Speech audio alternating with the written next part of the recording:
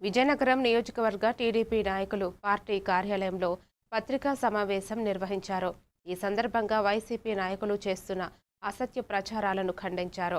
Town party అధ్యక్షుడు గంటా రవి మాట్లాడుతూ super 6 హామీల్లో చెప్పిన అంశాలను 2 ఏళ్లలో అమలు చేశామని, త్వరలో డీఎస్సీ నోటిఫికేషన్ కూడా విడుదల చేయనున్నట్లు తెలిపారు.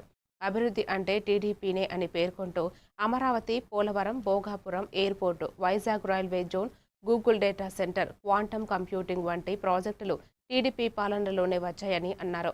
విజయనగరం అభివృద్ధి ఎమ్మెల్యే అదితి గజపతి రాజు ఆధ్వర్యంలో కొనసాగుతోందని తెలిపారు. సమావేశంలో పలువురు టీడీపీ నాయకులు పాల్గొన్నారు.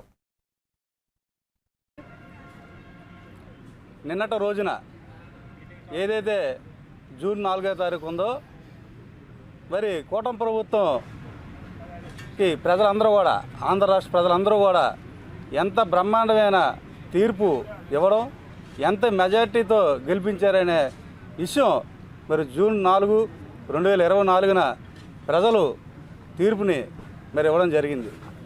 అలాంటి రోజు, అది ఎంత పవిత్రమైన రోజు అంటే ఈ ఆంధ్ర రాష్ట్ర ప్రజలందరికీ కూడా మరి వైఎస్ఆర్ పార్టీ, అదేవిధంగా గొడ్డల పార్టీ, మరి సైకో పార్టీ నుంచి విముక్తి కలిగించి ఆంధ్ర రాష్ట్రానికి ఒక మంచి పరిపాలన అందించాలి.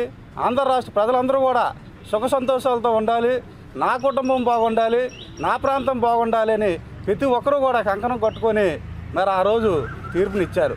అలాంటి రోజున దాన్ని మరి నిన్నటి రోజున వైకాపా ప్రభుత్వం